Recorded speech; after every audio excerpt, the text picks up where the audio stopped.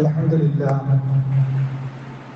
نحمده ونستعينه ونستغفره ونتوكل عليه ونعوذ بالله من شرور انفسنا ومن سيئات اعمالنا من يهده الله فلا مضل له ومن يضلله فلا هادي له واشهد ان لا اله الا الله وحده لا شريك له واشهد ان محمدا عبده ورسوله ارسله بالهدى ودين الحق ليظهره على الدين كله ولو كره المشركون اللهم صل على محمد وعلى ال محمد كما صليت على ابراهيم وعلى ال ابراهيم انك حميد مجيد اللهم بارك على محمد وعلى ال محمد كما باركت على ابراهيم وعلى ال ابراهيم انك حميد مجيد اما بعد فان خير الكلام كلام الله وخير الهدي هدي محمد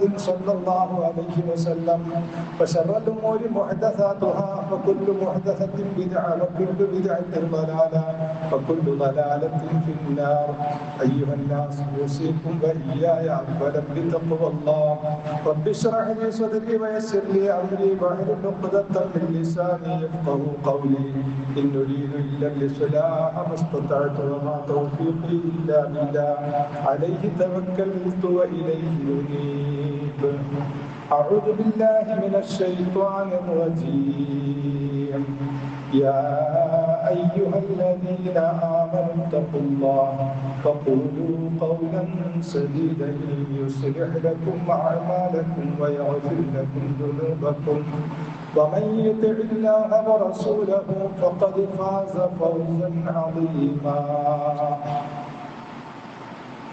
ആദരണീയരായ സത്യവിശ്വാസികളെ, അള്ളാഹുവിൻ്റെ നിയമനിർദ്ദേശങ്ങളെ ജീവിതത്തിൽ പാലിക്കണമേ എന്ന് ആദ്യമായി എന്നോടും തുടർന്ന് നിങ്ങളോടും ഉണർത്തുകയാണ്, വസിയത്ത് ചെയ്യുകയാണ്. വെള്ളിയാഴ്ചകളിലെ നിർബന്ധ ജുമാ ഖുത്ബകളിൽ വിശ്വാസ കാര്യങ്ങളാണ് നാം തുടർച്ചയായി ചർച്ച ചെയ്തു കൊണ്ടിരുന്നത്. അതിൽ പ്രവാചകന്മാരിലുള്ള വിശ്വാസം എന്ന വിഷയത്തെക്കുറിച്ചാണ് ഇന്ന് വിശദീകരിക്കാൻ ഉദ്ദേശിക്കുന്നത്. ലോകത്ത് കഴിഞ്ഞുപോയ ജനത അധികവും പിഴച്ചു പോയത് പ്രവാചകന്മാരിലുള്ള വിശ്വാസവുമായി ബന്ധപ്പെട്ടുകൊണ്ടാണ്.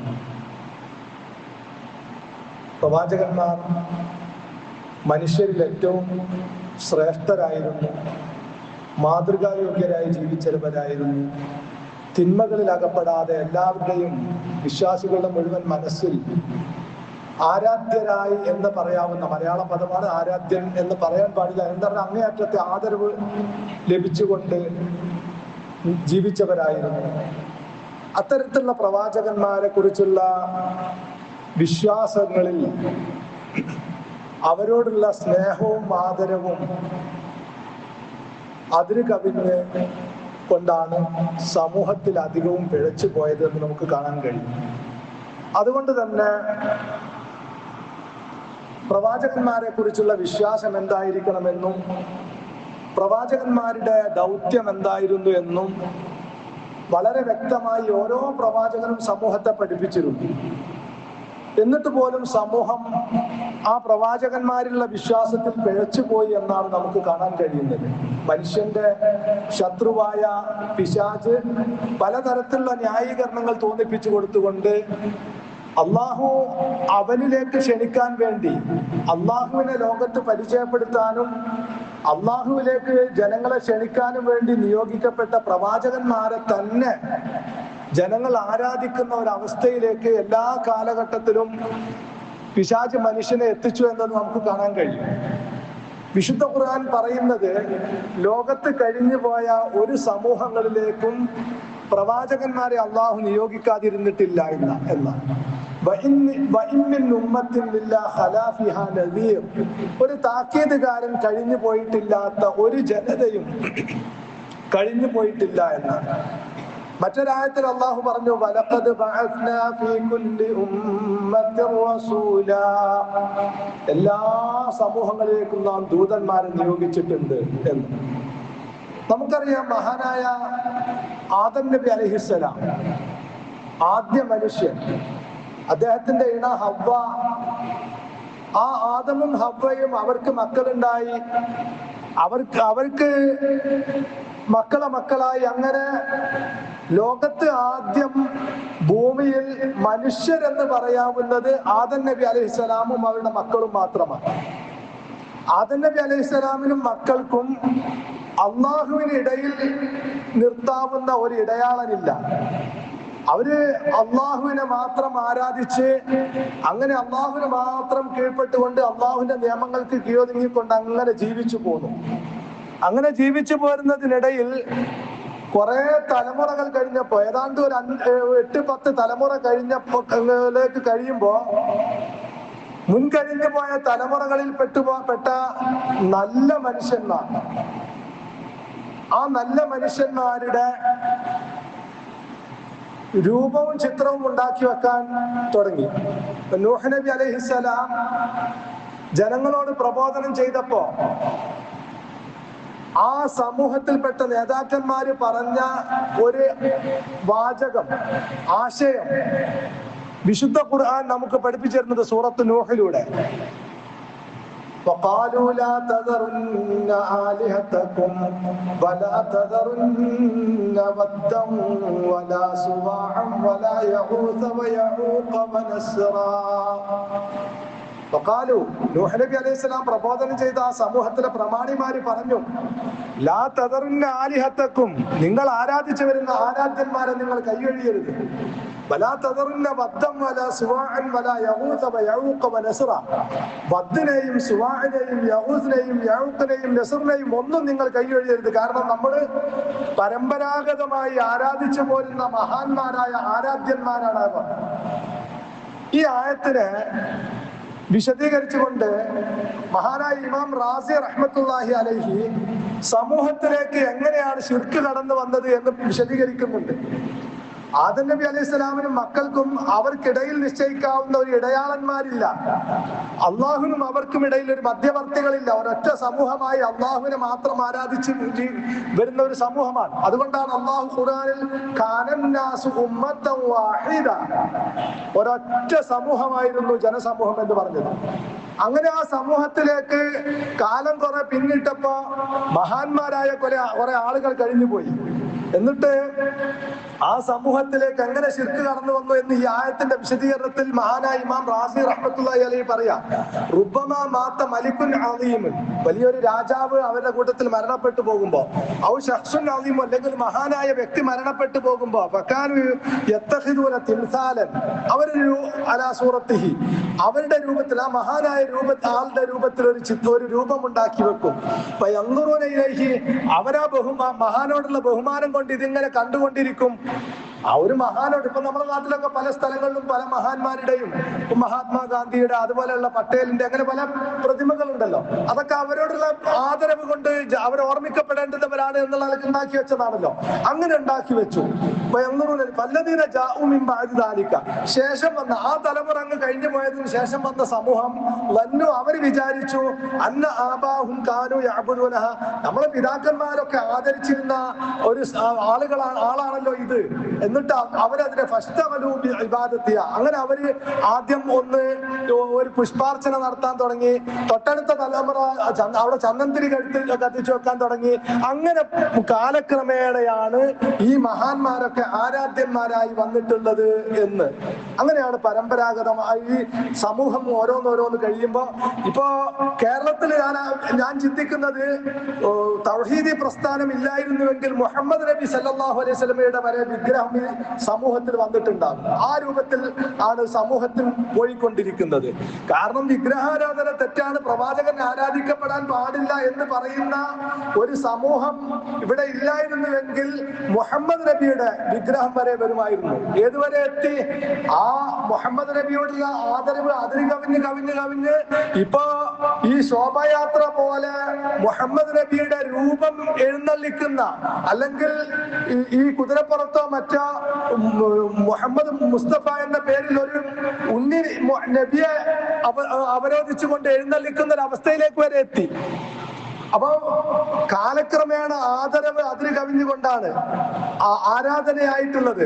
എന്നിട്ട് ഈ അഞ്ചാളുകളെ കുറിച്ച് ഇമാം റാസി തങ്ങൾ പറയാ, അസ്മാഉ ഹംസത്തിൻ മിൻ ഔലാദി ആദം, ആദം നബിയുടെ സന്താന പരമ്പരയിൽപ്പെട്ട അഞ്ചാളുകളാണ് ഈ വദ്ദ്, സുവാഅ്, യഹൂസ്, യഊഖ്, നസ്ർ എന്നൊക്കെ പറഞ്ഞത്. ഫലമ്മ മാത്തു, അങ്ങനെ അവര് മരണപ്പെട്ടപ്പോ ഖാല ഇബ്ലീസു ലിമൻ ബഅദഹും, അവര് മരണപ്പെട്ടപ്പോ ശേഷം വരുന്ന സമൂഹത്തോട് ഇബ്ലീസ് പറഞ്ഞു, ലൗ സവ്വർതഹും സുവറഹും, നിങ്ങൾ അവരുടെ എങ്ങാനും രൂപം ഉണ്ടാക്കി വെച്ചെങ്കിൽ, ഈ പിതാക്കന്മാരൊക്കെ നമ്മൾ ഓർമ്മിക്കപ്പെടേണ്ടുന്ന ആളുകളല്ലേ, അവരുടെ ഒരു രൂപമെങ്കിലും നമ്മൾ ഉണ്ടാക്കി വെച്ചില്ലെങ്കിൽ അവരൊക്കെ വിസ്മൃതിയിലാണ്ട് പോകുമല്ലോ. അതുകൊണ്ട് നിങ്ങളൊരു രൂപം ഉണ്ടാക്കി വെച്ചിരുന്നെങ്കിൽ ഇപ്പൊ കൊന്തും തന്നറൂനയിലേക്കും, നിങ്ങൾക്ക് അവരെങ്ങനെ കണ്ട് അവരൊക്കെ ഓർമ്മിച്ച് നിൽക്കാമല്ലോ. അങ്ങനെ അവരത് ചെയ്തു. ഫലമ്മ മാത്ത ഉലായിക, അങ്ങനെ ആ രൂപമുണ്ടാക്കി വെച്ച ജനത മരണപ്പെട്ടു പോയപ്പോ കാലലിമൻ ബഅദഹും, ഇബ്ലീസ് അതിന് ശേഷം വരുന്ന ആളോട് പറഞ്ഞു, ഇന്നഹും കാനൂ യഅ്ബുദൂനഹും ഫഅബദൂഹും, ആ തലമുറ, നിങ്ങളെ കഴിഞ്ഞു പോയ തലമുറ ഇവരെ ആരാധിച്ചിരുന്നവരാണ്, അതുകൊണ്ട് നിങ്ങൾ അവരെ ആരാധിക്കുക എന്ന് പറഞ്ഞു എന്ന്. അങ്ങനെ ഇവരെ ആ ആദരവ് വളർന്ന് വളർന്ന് വളർന്ന് ആരാധനയിലേക്ക് എത്തി. അങ്ങനെയാണ് ഓരോ സമൂഹം പിഴച്ചു പോയത് എന്നും അങ്ങനെയാണ് നൂഹ് നബി അലൈഹിസ്സലാമിനെ അള്ളാഹു നിയോഗിക്കേണ്ടി വന്നത് എന്നും ഇമാം റാസി റഹ്മത്തുള്ളാഹി അലൈഹി പറയുന്നു. അപ്പൊ ഞാൻ പറഞ്ഞു വന്നത്, ലോകത്ത് കഴിഞ്ഞു പോയ ജനത ഒക്കെ വഴി പിഴച്ചു പോയിട്ട് അവർക്കൊക്കെ അവരുടേതായ ന്യായീകരണങ്ങൾ ഉണ്ടാവും. നമ്മുടെ സമൂഹത്തിനും അവരുടേതായ ന്യായീകരണങ്ങളുണ്ട്. പിഴച്ചു പോയത് മഹാന്മാരായ പ്രവാചകന്മാരും പ്രവാചകന്മാരല്ലാത്ത മഹാന്മാരുമായിട്ടുള്ള ആളുകളോടുള്ള ആദരവ് അതിര് കവിഞ്ഞുകൊണ്ടാണ് പിശാച് പടിപടിയായി അവരെ ആരാധനയിലേക്ക് എത്തിച്ചത് എന്നാണ്. ഇപ്പൊ ലോകത്തെ എങ്ങനെ സമൂഹം പിഴച്ചു പോകുമ്പോ ആ സമൂഹത്തെ നേർവഴിയിലേക്കാക്കാൻ അള്ളാഹു നിരന്തരം പ്രവാചകന്മാരെ നിയോഗിച്ചു കൊണ്ടിരുന്നു എന്ന്. 1,00,000 എത്ര പ്രവാചകന്മാർക്ക് ഉണ്ട് എന്ന് കൃത്യമായി പറയാൻ ആധികാരികമായ ഖുർആൻ പറഞ്ഞിട്ടില്ല, സഹിയായ ഹദീസുമില്ല. എന്നാൽ അഹ്ലുസുന്നയുടെ വിശ്വാസം പൊതുവെ 1,24,000-ലധികം പ്രവാചകന്മാര് ലോകത്ത് കഴിഞ്ഞു പോയിട്ടുണ്ട് എന്ന് പൊതുവെ മനസ്സിലാക്കി പോരുന്നു എന്നതല്ലാതെ കൃത്യമായി എത്ര പ്രവാചകന്മാര് കഴിഞ്ഞു പോയി എന്ന് നമുക്ക് പറയാൻ സാധ്യമല്ല. ലോകത്തെ എല്ലാ സമൂഹങ്ങളിലേക്കും പ്രവാചകന്മാര് അള്ളാഹു നിയോഗിച്ചിട്ടുണ്ട്. ആ നിയോഗിക്കപ്പെട്ട പ്രവാചകന്മാരൊക്കെ ജനങ്ങളെ പഠിപ്പിച്ചത് അള്ളാഹുവിനെ ഇബാദത്ത് എടുക്കണമെന്ന് പഠിപ്പിക്കാൻ വേണ്ടി അവർ വന്നിട്ടുള്ളത് എന്ന് അള്ളാഹു കൃത്യമായി പറഞ്ഞുതരാം. ലഖദ് അർസൽനാ റുസുലനാ ബിൽ ബയ്യിനാത്ത്, കൃത്യമായ തെളിവുമായി, വ്യക്തമായ തെളിവുമായി നാം ദൂതന്മാരെ നിയോഗിച്ചു. എന്നിട്ട് ആ പ്രവാചകന്മാരെ എന്തിനു നിയോഗിച്ചു എന്ന് പറഞ്ഞു. ആ പ്രവാചകന്മാര് ജനങ്ങളിലേക്ക് വന്നത് അവരുടെ മഹത്വം ജനങ്ങളെ ബോധ്യപ്പെടുത്താനല്ല, ഞങ്ങൾ മഹാന്മാരാണ്, ഞങ്ങൾ ആരാധിക്കപ്പെടുന്നവരാണ് എന്ന് പഠിപ്പിക്കാൻ വേണ്ടി അല്ല ആ പ്രവാചകന്മാരൊന്നും വന്നിട്ടുള്ളത്. അല്ലാഹു ഖുർആനിൽ കൃത്യമായി പറയാ, വമാ അർസൽനാ മിർ റസൂലിൻ ഇല്ലാ ലിയുത്വാഅ ബിഇദ്നില്ലാഹ്, അല്ലാഹുവിന്റെ അനുമതി പ്രകാരം അനുസരിക്കപ്പെടാനല്ലാതെ ഒരു പ്രവാചകനെയും നാം നിയോഗിച്ചിട്ടില്ല. അപ്പൊ നമ്മുടെ സമൂഹം മുഹമ്മദ് എന്ന് വിളിച്ച് പ്രാർത്ഥിക്കുമ്പോ മൗലിദിൽ ലക അഷ്കു ഫീഹി യാ സയ്യിദി ഖൈറൻ നബി, പ്രവാചകന്മാരിൽ ഉത്തമനായ പ്രവാചകരെ താങ്കളോട് ഞങ്ങൾ ആവലാതി പറയുന്നു എന്ന് പറയുമ്പോ അവര് പറയുന്ന ന്യായീകരണം, പ്രവാചകന്മാർക്ക് അള്ളാഹു മുഅ്ജിസത്ത് കൊടുത്തിട്ടുണ്ട്, മുഹമ്മദ് നബി സല്ലല്ലാഹു അലൈഹി വസല്ലമക്ക് അള്ളാഹു മുഅ്ജിസത്ത് കൊടുത്തിട്ടുണ്ട്. ആ മുഅ്ജിസത്തിന്റെ കഴിവ് മരണത്തോടു കൂടി അവസാനിക്കുകയില്ല. അതുകൊണ്ട് ഞങ്ങൾ ആരും ആ പ്രവാചകന്മാർക്ക് സ്വയം കഴിവുണ്ടെന്ന് വിശ്വസിക്കുന്നില്ല, അവരാരും അള്ളാഹുവിന് പുറമേയുള്ള ഒരു ശക്തിയാണെന്ന് വിശ്വസിക്കുന്നില്ല. അള്ളാഹു കൊടുത്ത മുഅ്ജിസത്തിന്റെ കഴിവിൽ നിന്ന് ഞങ്ങൾ ചോദിക്കുന്നു, അത് അവരോടുള്ള ആദരവ് കൊണ്ടാണ്. അള്ളാഹു ഞങ്ങൾക്ക് ഉത്തരം നൽകാൻ, ഏറ്റവും പെട്ടെന്ന് ഉത്തരം കിട്ടാൻ അള്ളാഹു നിശ്ചയിച്ച ഒരു മാർഗമാണ് എന്ന് അവർ സമൂഹത്തോട് ന്യായീകരിക്കുന്നു. പക്ഷെ അള്ളാഹ് പറഞ്ഞത് വമാ അർസൽനാ മിർ റസൂലിൻ ഇല്ലാ ലിയുത്വാഅ ബിഇദ്നില്ലാഹ്, അള്ളാഹുവിന്റെ അനുമതി പ്രകാരം അനുസരിക്കപ്പെടാൻ വേണ്ടി അല്ലാതെ ഒരു ദൂതനെയും നാം നിയോഗിച്ചിട്ടില്ല എന്ന്. അപ്പൊ അള്ളാഹുവിലേക്ക് ജനങ്ങളെ ക്ഷണിക്കാനും എന്തൊക്കെ ജനങ്ങൾക്ക് ദീനായി പഠിപ്പിക്കണമെന്ന് അള്ളാഹു നിയോഗിച്ചു പ്രവാചകനിലൂടെ. അള്ളാഹ് പറഞ്ഞു വമാ യന്തിഖു അനിൽ ഹവ, ഈ പ്രവാചകന്മാരാരും സ്വന്തം ഇഷ്ടപ്രകാരം ഒന്നും പറയുന്നില്ല. ഇൻ ഹുവ ഇല്ലാ വഹ്യു യൂഹാ, എന്താണോ അവർക്ക് വഹി കിട്ടുന്നത് അത് ജനങ്ങൾക്ക് പഠിപ്പിച്ചു കൊടുക്കുക. മറ്റൊരായത്തിൽ അള്ളാഹ് പറഞ്ഞു ഇൻ അത്തബിഉ ഇല്ലാ മാ യൂഹാ ഇലയ്യ, എനിക്ക് വഹി എന്താണോ ലഭിക്കുന്നത് അതാണ് ഞാൻ നിങ്ങൾക്ക് പഠിപ്പിച്ചു തരുന്നത് എന്ന് ജനങ്ങളോട് പറയൂ പ്രവാചകരെ എന്ന. നബി അവരോട് പറയുക ഇൻ അത്തബിഉ ഇല്ലാ മാ യൂഹാ ഇലയ്യ, എനിക്കെന്താണോ വഹി കിട്ടുന്നത്, അതാ ഞാൻ നിങ്ങൾക്ക് പഠിപ്പിച്ചത്. അപ്പൊ നിങ്ങൾ എന്തൊക്കെ വിശ്വസിക്കണം, അത് അള്ളാഹു എനിക്ക് വഹി നൽകും, അത് ഞാൻ നിങ്ങൾക്ക് പഠിപ്പിച്ചു തരും. നിങ്ങൾ എന്തൊക്കെ ആചരിക്കണം, ഇബാദത്തായിട്ട് എന്തൊക്കെ അനുഷ്ഠിക്കണം, അത് അള്ളാഹു എനിക്ക് വഹി നൽകും, അത് ഞാൻ നിങ്ങൾക്ക് പഠിപ്പിച്ചു തരും. നിങ്ങൾ എന്തൊക്കെ ദിക്റായിട്ട് ചെല്ലണം, അത് അള്ളാഹു എനിക്ക് വഹി നൽകും, ഞാൻ നിങ്ങൾക്ക് പഠിപ്പിച്ചു തരും. ഇങ്ങനെ കൃത്യമായിട്ട് അനുസരിക്കപ്പെടാൻ വേണ്ടി അല്ലാതെ പ്രവാചകന്മാരെ നിയോഗിച്ചിട്ടില്ല എന്നും മാത്രമല്ല, പ്രവാചകന്മാര് അവരുടെ ഇഷ്ടപ്രകാരം സ്വന്തമായി വല്ലതും അള്ളാഹുവിന്റെ ദീനിൽ പഠിപ്പിക്കുന്നു എങ്കിൽ അവരെ ശിക്ഷിക്കുമെന്ന താക്കീത് വരെ അള്ളാഹു ഖുർആനിൽ നൽകി. റസൂൽ തിരുമേനി സല്ലല്ലാഹു അലൈഹി വസല്ലമയെ കുറിച്ച് പറയാം, വലൗ തഖവ്വല അലൈനാ ബഅദൽ അഖാബിൽ, ആ പ്രവാചകനെങ്ങാനും നമ്മുടെ മേൽ വല്ലതും കറ്റുകെട്ടി പറയുകയാണെങ്കിൽ ലഅഖദ്നാ മിൻഹു ബിൽ യമീൻ, അദ്ദേഹത്തിന്റെ വലതുഭാഗം നാം പിടിക്കും, സുമ്മ ലഖതഅനാ മിനൽ വത്തീൻ, അദ്ദേഹത്തിന്റെ ജീവനാടി മുറിച്ചുകൊണ്ട് നാം ശിക്ഷിക്കും എന്ന് പറയാം. അപ്പൊ മുഹമ്മദ് നബി തിരുമേനി സല്ലല്ലാഹു അലൈഹി വസല്ലമക്കോ മുൻകഴിഞ്ഞ പ്രവാചകന്മാർക്കോ അള്ളാഹുവിന്റെ ദീനിൽ, അള്ളാഹു ഇവിടെ ജനങ്ങളിൽ വിശ്വസിക്കണം, ആചരിക്കണം എന്ന് പഠിപ്പിക്കുന്ന വിചാരിക്കുന്ന ദീനിൽ, ഉദ്ദേശിക്കുന്ന ദീനിൽ സ്വന്തം ഇഷ്ടപ്രകാരം ഒരു വിശ്വാസ ആചാര അനുഷ്ഠാനം കടത്തിക്കൂട്ടാനോ സ്വന്തം ഇഷ്ടപ്രകാരം ദീന് പഠിപ്പിക്കാനോ പ്രവാചകന്മാർക്ക് യോഗ്യതയില്ല, അർഹതയില്ല. വമാ അർസൽനാ മിർ റസൂലിൻ ഇല്ലാ ലിയുത്വഅ ബിഇദ്നില്ലാഹ്, അല്ലാഹുവിന്റെ അനുമതി പ്രകാരം അനുസരിക്കപ്പെടാൻ വേണ്ടിയല്ലാതെ ഒരു പ്രവാചകനെയും നാം നിയോഗിച്ചിട്ടില്ല. അത്ര കൃത്യമായിട്ട് അല്ലാഹ് പഠിപ്പിച്ചില്ല. പ്രവാചകന്മാർക്ക് പോലും വിശ്വാസാചാര അനുഷ്ഠാനങ്ങൾ സ്വന്തം ഇഷ്ടപ്രകാരം ഉണ്ടാക്കാൻ അധികാരമില്ല എന്ന്. ഇത് കൃത്യമായിട്ട് അല്ലാഹ് ഖുർആനിൽ പറഞ്ഞു തരുന്ന കാര്യം, ഹദീസ് അല്ല, അല്ലെങ്കിൽ മുൻഗാമികളായ ഇമാമിയങ്ങളുടെ കൗലല്ല. ഖുർആൻ കൃത്യമായി പറയാ. ഇത് സമൂഹത്തോട് പറയുമ്പോ മുഹമ്മദ് നബിയെ നിങ്ങൾ ഒരു പോസ്റ്റ്മാൻ ആക്കിയതായി. ഇതിനു മുമ്പ് ഒരു ഖുത്ബ ഇതുപോലെ ഞാൻ പറഞ്ഞിരുന്നു. അതിന് ഒരു മുസ്ലിയാർ പറഞ്ഞ മുഹമ്മദ് നബി ഒരു പോസ്റ്റ്മാൻ ആക്കിയെന്ന്. മുഹമ്മദ് നബിയെ പോസ്റ്റ്മാൻ എന്ന് പറഞ്ഞാൽ ആ പോസ്റ്റ്മാൻ ചില്ലറ പോസ്റ്റ് അല്ല, അത് അള്ളാന്റെ ദൂതനാ. റസൂലുള്ളാഹ് എന്നാ അള്ളാഹ് ഖുർആനിൽ പറഞ്ഞത്. റസൂലുള്ളാഹ്, അള്ളാന്റെ മെസ്സഞ്ചർ. അപ്പൊ അള്ളാന്റെ പോസ്റ്റ്മാൻ പണി എന്ന് പറഞ്ഞാൽ ചില്ലറ പണിയൊന്നുമല്ല, അള്ളാഹുവിന്റെ സന്ദേശം ജനങ്ങൾക്ക് എത്തിക്കുന്ന പണിയാ. അത് ചില്ലറ പോസ്റ്റ് ഒന്നല്ല, പോസ്റ്റ്മാൻ ആക്കിയാൽ തന്നെ. അപ്പൊ അള്ളാഹ് ഖുർആനിൽ കൃത്യമായി പറയുന്ന കാര്യം നമ്മൾ സമൂഹത്തോട് പറയുമ്പോ ഇവര് പ്രവാചകന്മാരെ പറഞ്ഞ് ആരാധിക്കപ്പെടുന്ന, വിളിച്ചു പ്രാർത്ഥിക്കപ്പെടുന്ന ഒരു അവസ്ഥയിലേക്ക് എത്തിച്ചിട്ടുണ്ട്.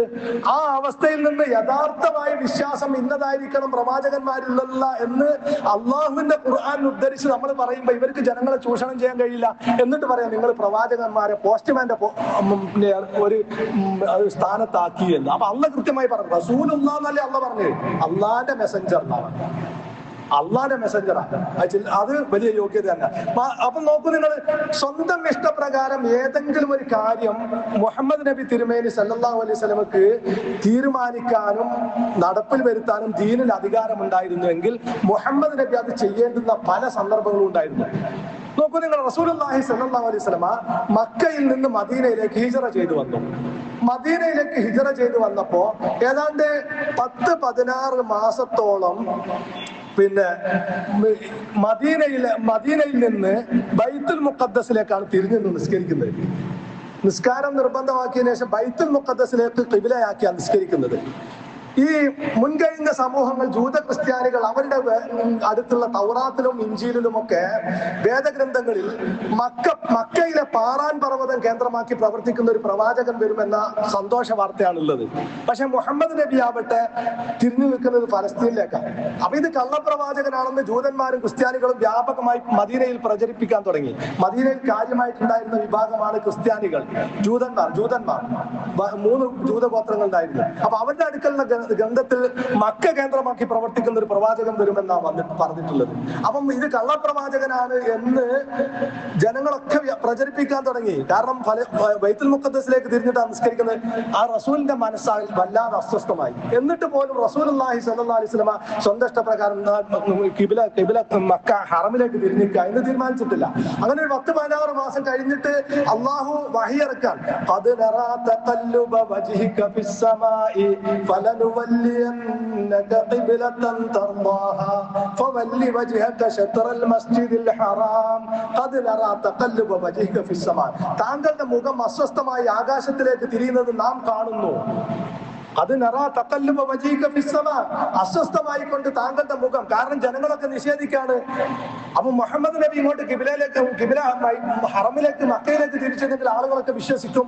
എന്നിട്ട് പോലും സ്വന്തം ഇഷ്ടപ്രകാരം അങ്ങനെ ചെയ്യാതെ ഖദ് നറാ തഖല്ലുബ വജീക ഫിസ്സമാ, താങ്കളുടെ മുഖം അസ്വസ്ഥമായി കൊണ്ട് ആകാശത്തേക്ക് തിരിയുന്നത് നാം കാണുന്നു. അല്ലാഹു പറയാ ഫവല്ലി വജ്ഹക ശത്റൽ മസ്ജിദിൽ ഹറാം വഹൈതുമാ കുൻതും ഫവല്ലു വുജൂഹക്കും ശത്ര, നിങ്ങൾ മസ്ജിദുൽ ഹറാമിലേക്ക് തിരിഞ്ഞു നിന്നുകൊള്ളുക. അത് മസ്ജിദ് ഖിബ്ലത്തൈൻ, നമ്മളൊക്കെ പലരും പോയിട്ടുണ്ടല്ലോ, ആ മസ്ജിദുൽ ഖിബ്ലത്തൈനിൽ നിന്നാണ് വഹി വരുന്നത്. അവിടെ അസ്ർ ളുഹർ നിസ്കരിച്ചുകൊണ്ടിരിക്കുന്ന സമയത്താണ്. ആ സമയത്ത് 2 റക്അത്ത് നിസ്കരിച്ച് കഴിഞ്ഞതിന് ശേഷം പിന്നെ ളുഹർ നിസ്കാരം 2 റക്അത്ത് ഹറമിലേക്ക് തിരിഞ്ഞ് നിസ്കരിക്കാൻ ചെയ്യുന്നത്. ഈ ആയത്ത് ഇറങ്ങുന്നത് അവിടെയാണ്. എന്നിട്ട് ആ സമയത്ത് മാത്രമാണ് റസൂലുള്ളാഹി സ്വല്ലല്ലാഹു അലൈഹി വസല്ലമ ഖിബ്ല മക്കയിലേക്ക് തിരിയുന്നത്. അതുവരെ ജനങ്ങൾ മുഴുവൻ നിഷേധിച്ചിട്ടും പരിഹസിച്ചിട്ടും സ്വന്തം ഇഷ്ടപ്രകാരം റസൂലുള്ള മാറ്റിയില്ല. ഇതുപോലെ ധാരാളം സംഭവങ്ങൾ നമുക്ക് കാണാൻ സാധിക്കും. റസൂൽ തിരുമേനി സല്ലല്ലാഹു അലൈഹി വസല്ലമ ഉംറ നിർവഹിച്ചുകൊണ്ടിരിക്കുകയാണ്, സഹാബത്ത് കൂടെ ഉണ്ട്. ആ ഇബ്രാഹിം നബി അലൈഹിസ്സലാം കയറി നിന്ന കഅബ നിർമ്മിക്കാൻ വേണ്ടി കയറി നിന്ന കല്ല് അവിടെ ഉണ്ട്. ആദരിക്കപ്പെടുന്ന ഒരു കല്ല് കഅബാലയത്തിന്റെ അടുക്കലുണ്ട്. അപ്പം അതൊരു പൗരാണികമായ ഒരു കല്ലാണ്, അത് ആദരിക്കപ്പെടുന്നതാണ്. അതിന്റെ അടുക്കൽ നിന്ന് 2 റക്അത്ത് നിസ്കരിക്കാനുള്ള ഒരു അവസരം ഉണ്ടായിരുന്നുവെങ്കിൽ എന്ന് ഉമർ റളിയല്ലാഹു അഭിപ്രായം പറഞ്ഞു. ഞങ്ങൾ നിസ്കരിച്ചോളി എന്ന് പറഞ്ഞില്ല. ആ 2 റക്അത്ത് നിസ്കാരല്ലേ, ചെയ്തോളൂ എന്ന് പറഞ്ഞില്ല റസൂലുള്ളാഹി സ്വല്ലല്ലാഹു അലൈഹി വസല്ലം. എന്നിട്ട് അവസാനം ഉമർ റളിയല്ലാഹുവിന്റെ ആഗ്രഹപ്രകാരം 3 സന്ദർഭങ്ങളിൽ വഹി വന്നിട്ടുണ്ട്.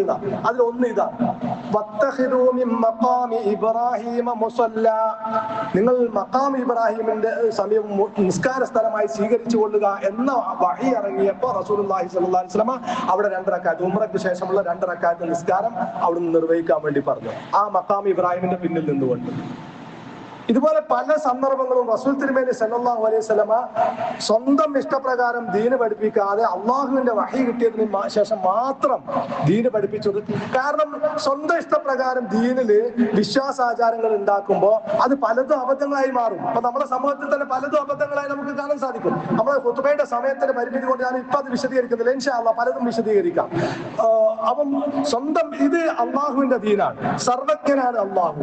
അവൻ പഠിപ്പിക്കുന്ന വിശ്വാസങ്ങളും അവൻ പഠിപ്പിക്കുന്ന ആചാരാനുഷ്ഠാനങ്ങളും സമൂഹത്തിന്, വ്യക്തികൾക്കും സമൂഹത്തിനും ഗുണമല്ലാതെ ഒരു ദോഷവും അതിൽ ഉണ്ടാവാൻ പാടില്ല, അത്ര കൃത്യമായിരിക്കണം. അതുകൊണ്ടാണ് അള്ളാഹുവൻ പഠിപ്പിച്ച വിശ്വാസങ്ങളും ആചാരാനുഷ്ഠാനങ്ങളും റസൂൽ തിരുമേനി സല്ലല്ലാഹു അലൈഹി വസല്ലം എങ്ങനെ പഠിപ്പിച്ചോ അത് തന്നെ ലോകാവസാനം വരെ അതേ രൂപത്തിൽ തന്നെ നിലനിൽക്കണമെന്ന് പഠിപ്പിക്കുന്നത്. റസൂലുള്ള ഓരോ ആഴ്ചയും മിമ്പറിൽ വെച്ച് പറയല്ലോ, അല അറിയുക വഇന്ന കുല്ല മുഹ്ദസത്തിൻ ബിദ്അ, മതത്തിൽ പുതുതായി ഉണ്ടാക്കുന്നതൊക്കെ ബിദ്അത്താണ്, വകുല്ല ബിദ്അത്തുൻ ളലാല, ഈ ബിദ്അത്തുകളൊക്കെ ളലാലത്താണ്. എന്തിനാണ് പഠിപ്പിക്കുന്നത്?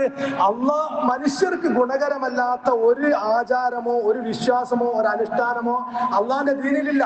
അത് ഓരോരുത്തർക്ക് തോന്നിയ രൂപത്തിൽ അതിൽ കടത്തിക്കൂട്ടുമ്പോ അത് പലതും അള്ളാഹു പഠിപ്പിച്ചതെതിരാകും, പലതും സമൂഹത്തിന് ഗുണകരമല്ലാതാകും. അതുകൊണ്ട് തന്നെ ദീനിൽ ഒരു കാര്യവും കൂട്ടിക്കടത്താൻ പാടില്ല എന്ന് മാത്രമല്ല, റസൂലുള്ള പഠിപ്പിച്ച ഒരു ആശയമോ ഒരു വിശ്വാസമോ ഒരു ആചാരമോ ഒരു പ്രാർത്ഥനയിലെ വാക്ക് പോലും മാറ്റാൻ റസൂൽ അനുവദിച്ചിട്ടില്ല. നമുക്ക് പ്രാർത്ഥന എന്നുള്ള നിലക്ക് മതം വിലക്കാത്ത ഏത് കാര്യങ്ങളും നമ്മുടെ ഇഷ്ടപ്രകാരം പ്രാർത്ഥിക്കാം. പക്ഷെ റസൂലുള്ള പഠിപ്പിച്ച പ്രാർത്ഥന ഉണ്ടല്ലോ, ആ പ്രാർത്ഥനയിലെ ഒരു വാക്ക് പോലും മാറ്റാൻ അള്ളാഹുവിന്റെ റസൂൽ നമ്മെ അനുവദിച്ചിട്ടില്ല. നോക്കൂ, നിങ്ങൾ ഉറങ്ങാൻ കിടക്കുന്ന സമയത്ത് പ്രാർത്ഥിക്കാൻ വേണ്ടി അള്ളാഹുവിന്റെ റസൂൽ ബറാഅ ഇബ്നു ആസിബ് റളിയല്ലാഹു അൻഹു റിപ്പോർട്ട് ചെയ്യാം. ഉറങ്ങാൻ കിടക്കുന്ന സമയത്ത് അല്ലാഹുമ്മ ഇന്നി അസ്ലംതു നഫ്സി ഇലൈക വഫദ്ദൽതു അംരി ഇലൈക വഅൽജൽതു ളഹ്രി ഇലൈക റഗ്ബത്തൻ വറഹ്ബത്തൻ ഇലൈക ലാ മൽജഅ വലാ മൻജാ മിൻക ഇല്ലാ മിൻ ഇലൈക അല്ലാഹുമ്മ ആമൻതു ബികിതാബിക അല്ലദി അൻസൽത വബിനബിയിക അല്ലദി അർസൽത. ഈ വബിനബിയിക അല്ലദി അർസൽത എന്ന് പറയേണ്ടതിന് പകരം ബറാഅ ഇബ്നു ആസിബ് റളിയല്ലാഹു അൻഹു വബി റസൂലിക അല്ലദി അർസൽത എന്ന് പറഞ്ഞു. റസൂൽ പറഞ്ഞു തിരുത്തി. ശരിക്കും നബി എന്ന് പറഞ്ഞാലും നബി എന്ന് പറഞ്ഞ റസൂൽ എന്ന് പറഞ്ഞ ഏത് ദൂതനും പറയാവുന്ന ഒരു വാക്കാണ്. നബി എന്ന് പറഞ്ഞാൽ അള്ളാന്റെ പ്രവാചകന്മാർക്ക് വഹി കിട്ടുന്ന പ്രവാചകന്മാർക്ക് മാത്രം പറയുന്ന ഒരു വാക്കാണ്. അപ്പൊ അതുകൊണ്ട് ബാബി റസൂൽ എന്ന് പറഞ്ഞാല് നബിമാരും റസൂൽ തന്നെയാണ്. പക്ഷെ എന്നിട്ട് പോലും ബറാഅ ഇബ്നു ആസിബ് റളിയല്ലാഹു അൻഹു വബി റസൂലിക അല്ലദി അർസൽത എന്ന് പറഞ്ഞപ്പോൾ റസൂൽ തിരുത്തി, അല്ല വബി നബിയിക അല്ലദി അർസൽത എന്ന് പറയണം എന്ന് പറഞ്ഞു. ഇങ്ങനെ റസൂലുള്ള പഠിപ്പിച്ച ഒരു വാക്ക് പോലും മാറ്റാൻ നമുക്ക് അധികാരം തന്നിട്ടില്ല. അപ്പൊ നമ്മൾ മനസ്സിലാക്കേണ്ടത്, പ്രവാചകന്മാരെ അള്ളാഹു പഠിപ്പിക്കുന്ന വിശ്വാസ ആചാര ആചാര അനുഷ്ഠാനങ്ങൾ അള്ളാഹുവിന്റെ ദീന് തനതായ രൂപത്തിൽ കൃത്യമായി ജനങ്ങൾക്ക് പഠിപ്പിച്ചു കൊടുക്കാൻ വേണ്ടിയാണ് അള്ളാഹു പ്രവാചകന്മാരെ നിയോഗിച്ചത്.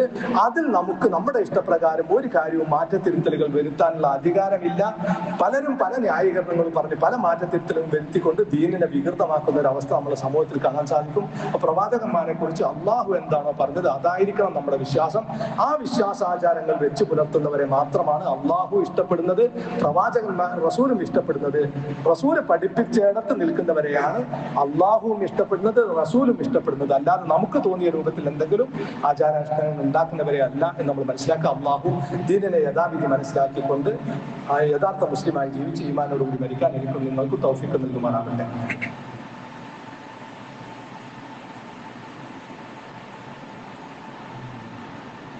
അൽഹംദുലില്ലാഹ് വസല്ലല്ലാഹു അലാ നബിയ്യിനാ മുഹമ്മദിൻ അശ്റഫിൽ മഖ്ലൂഖീന റഹ്മത്തൽ ലിൽ ആലമീൻ വഅലാ ആലിഹി വസഹ്ബിഹി വഅലാ ജമീഇൽ അംബിയാഇ വൽ മുർസലീൻ വത്താബിഈന ലഹും ബിഇഹ്സാനിൻ ഇലാ യൗമിദ്ദീൻ.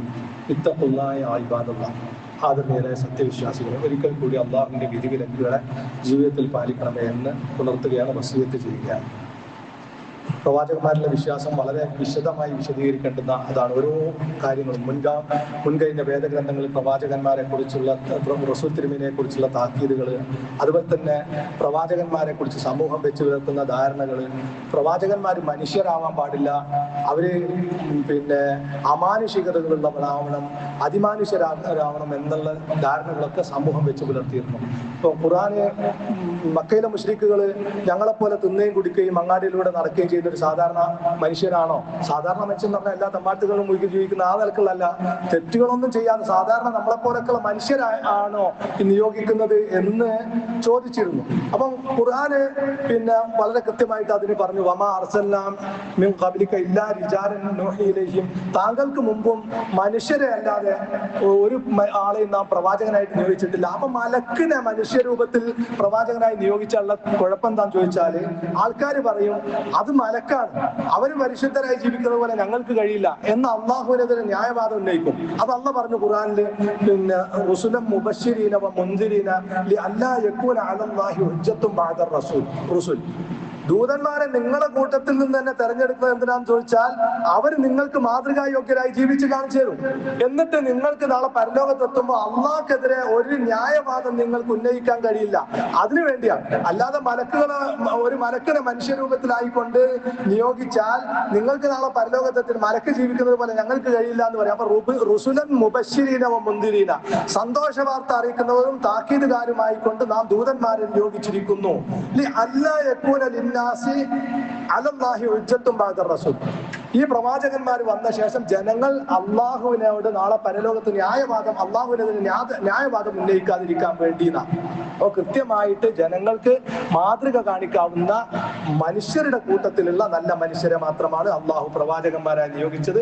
അതുപോലെ തന്നെ മനുഷ്യരൂപത്തിൽ ഏതെങ്കിലും ഒരു സ്ത്രീയുടെ ഗർഭാശയത്തിലൂടെ അള്ളാഹു അങ്ങനെ അവതരിക്കുക അല്ലെങ്കിൽ ഭൂമിയിൽ ജനിക്കുക എന്നൊക്കെ പറഞ്ഞാൽ അത് അള്ളാഹുവിന്റെ ഔന്നിത്യത്തെയും അള്ളാഹുവിന്റെ മഹത്വത്തെയും മനുഷ്യരെ പോലെ തരം താഴ്ത്തലാണ്. അതുകൊണ്ട് അങ്ങനെ മനുഷ്യരൂപത്തിൽ ഒരു ദൈവം അവതരിച്ചിട്ടില്ല. സാധാരണ മനുഷ്യരെ തന്നെ പ്രവാചകന്മാരായി നിയോഗിക്കുകയാണ് ചെയ്തിട്ടുള്ളത്. അള്ളാഹു പഠിപ്പിച്ച വിശ്വാസമായിരിക്കണം പ്രവാചകന്മാരെ കുറിച്ച് നമുക്ക് ഉണ്ടായിരിക്കേണ്ടത്. റസൂലുള്ളാഹി സ്വല്ലല്ലാഹു അലൈഹി വസല്ലം പറഞ്ഞത്, ഖൂലു അബ്ദുല്ലാഹി വ റസൂലി, ഞാൻ അള്ളാഹുവിന്റെ ദൂതനും അടിമയുമാണ് എന്ന് നിങ്ങൾ പറഞ്ഞുകൊള്ളുക, അതിലപ്പുറം നിങ്ങൾ എന്നെ പുകഴ്ത്തരുത് എന്ന് റസൂലുള്ള തന്നെ പറഞ്ഞിട്ടുണ്ട്. അപ്പോ നമ്മള് പ്രവാചകന്മാരുടെ വിശ്വാസം കൃത്യമായി ഖുർആനിൽ നിന്നും ഹദീസിൽ നിന്നും പഠിക്കുകയും പ്രവാചകന്മാർ പഠിപ്പിച്ച വിശ്വാസ ആചാരങ്ങൾ വെച്ചു പുലർത്തിക്കൊണ്ട് ജീവിക്കുകയും ചെയ്യുമ്പോൾ മാത്രമാണ് പരലോകത്ത് നമുക്ക് രക്ഷപ്പെടാൻ സാധിക്കുക. അള്ളാഹു യഥാർത്ഥ വിശ്വാസികളായി ജീവിച്ച് ഈമാനോടുകൂടി മരിക്കുന്ന സജ്ജനങ്ങളുടെ കൂട്ടത്തിൽ എന്നെ നിങ്ങളെ ഉൾപ്പെടുത്തുമാറാവട്ടെ.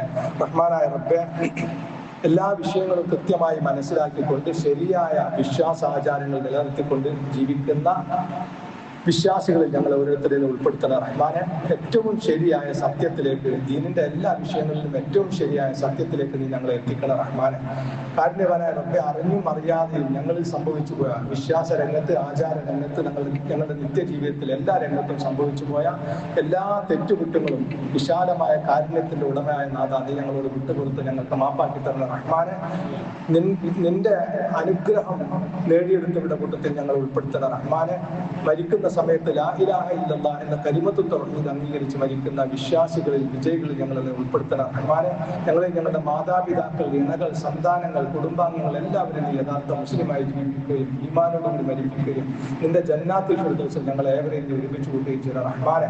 കാരുണ്യവാനായ റബ്ബേ, ഞങ്ങളിൽ നിന്ന് വിട പറഞ്ഞു പോയ വിശ്വാസികളും വിശ്വാസികളുമായിട്ടുള്ള ആളുകൾ അവരുടെ ബർസഖ് ജീവിതം നീ സ്വർഗീയമാക്കി കൊടുക്കുന്ന റഹ്മാനെ. അവരെയും ഞങ്ങളെയും നിന്റെ ജന്നാത്തുൽ ഫിർദൗസിൽ ഒരുമിച്ച് കൂട്ടുന്ന റബ്ബേ. താതാ, ഞങ്ങളുടെ കൂട്ടത്തിൽ പല നിരക്കുള്ള പ്രയാസങ്ങൾ അനുഭവിക്കുന്ന, പരീക്ഷണങ്ങൾ നേരിടുന്ന ആളുകളുണ്ട്. രോഗം കൊണ്ടും മറ്റ് സാമ്പത്തികമായും എല്ലാ പരീക്ഷണങ്ങളെയും ഞങ്ങൾക്ക് നീക്കിത്തരുന്ന റഹ്മാനെ.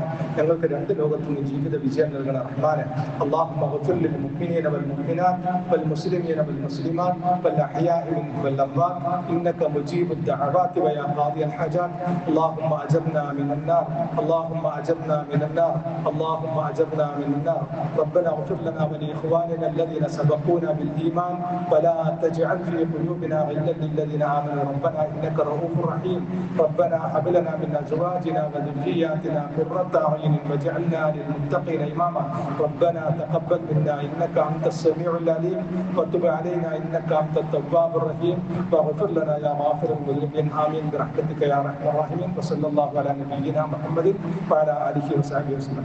പിന്നെ പ്രത്യേകമായ ഒരു കാര്യം ശ്രദ്ധയിൽപ്പെടുത്താനുള്ളത്, നമ്മുടെ അടുത്ത പ്രദേശത്ത് താമസിക്കുന്ന ഏഴുകണ്ടി മണ്ണാത്തിപ്പൊയിൽ അബൂബക്കർ എന്ന് പറഞ്ഞ ആള്, ഇപ്പോൾ അദ്ദേഹം തെച്ചിയിലാണ് താമസിക്കുന്നത്. അദ്ദേഹത്തിന്റെ 2 കിഡ്നിയും തകരാറിലായിട്ട് ചികിത്സിക്കാൻ പ്രയാസപ്പെടുന്ന ഒരു അവസ്ഥ ഉണ്ട്. അപ്പൊ അങ്ങനെ കഷ്ടപ്പെടുന്ന ഒരാളെ സഹായിക്കുക എന്നുള്ളത് നമ്മുടെ ബാധ്യതയാണ്. അത് നിങ്ങൾ ഓരോരുത്തരും കഴിവിന്റെ പരമാവധി സഹായിക്കണം എന്ന് അഭ്യർത്ഥിക്കാം.